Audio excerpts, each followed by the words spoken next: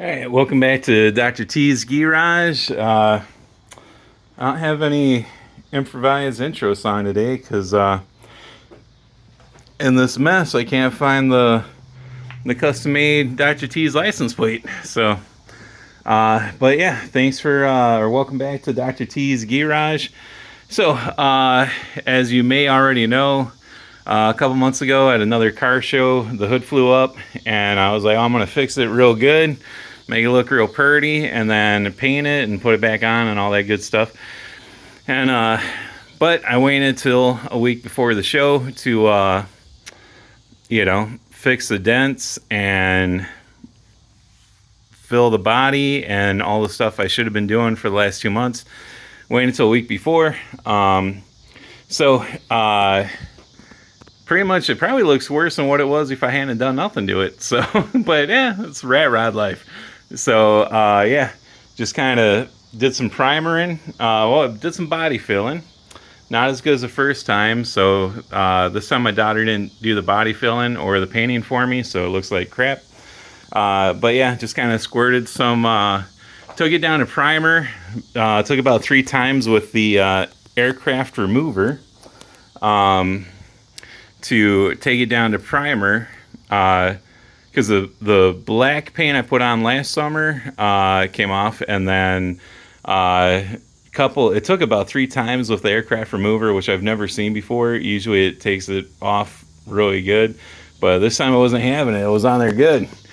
Closest I could get it to was down to gray primer, and a lot of imperfections. I saw some like kind of what do you call it, fisheye, walleye or something, where you got the little spots where there's, shouldn't see spots.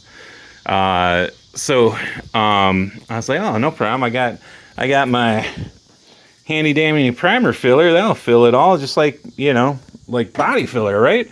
But it didn't do that. You can still, maybe you can, maybe you can't. All the little like fisheye. Oh yeah, here. See, there's some body filler that I could have sworn I sanded everything down. It looked like everything was sanded down good. And then when you start prepping it, with the grease and paint remover and then the tack cloth, you're getting up real close and personal with it, and then you see all this stuff. Before I had it laying flat on my trusty, sawhorse painting thing. I had it laying down flat, and I couldn't see any of this crap. But, and there's lines and whatnot, because I just kind of threw primer where it needed primer instead of the whole thing.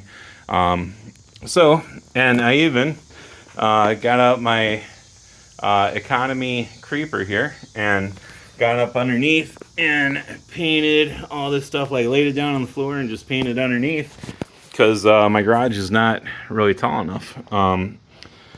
Still kind of looks like crap.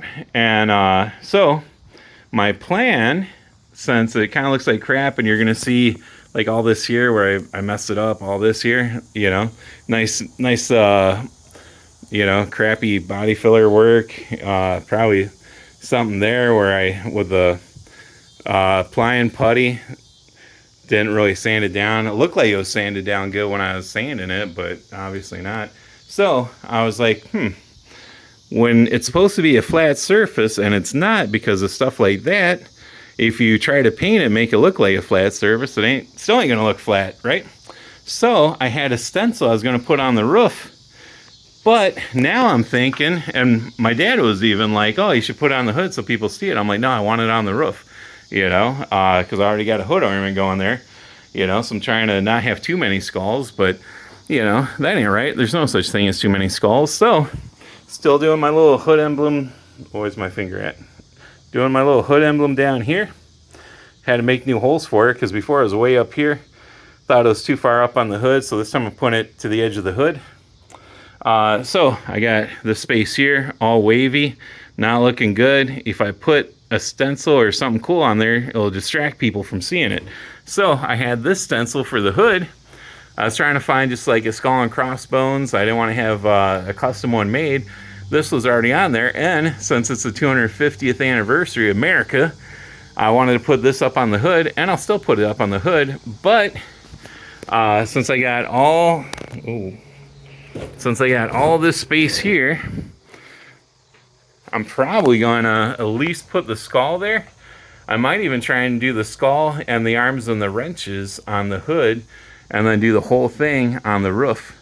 And the roof looks really bad. I haven't done, like, I've chipped off the paint to the roof, but it still looks pretty bad. So roof probably ain't gonna get fixed until next month's car show. So that's my plan. Very minimal. I'll get this all painted black on this hood here. Paint all that black. Maybe do just the skull in blue, because the rest of the car is blue.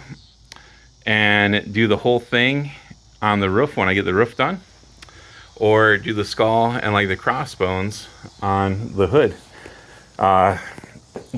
Maybe get it all painted tomorrow before the show. The show tomorrow doesn't start till 1. So I mean, if I get up early, might be able to at least put some black paint on it and bolt it back on the car. And then between now and the next show, put that on. So who knows? You know, might rain tomorrow. Might not even have the car show. We got those wildfires up in Canada, so the sky's pretty much just been some out of end the world documentary or something. You know, sun looks all orange and distant because there's so much ash up in the thing. So might not even have the car show tomorrow. Also, since there's so much ash from the wildfires in the air in my garage, I think, is actually cleaner than the air outside for once. You know, this thing's full. I wore a mask. Wherever that one, I wore a mask when I was spray painting the primer. But you know, I don't have it on now because I want to make a video. But the garage is full of primer. It's still probably better air than what we got outside. So, yeah, that's pretty much it for now. Don't forget to like and subscribe. Let me know, have you guys ever used a stencil?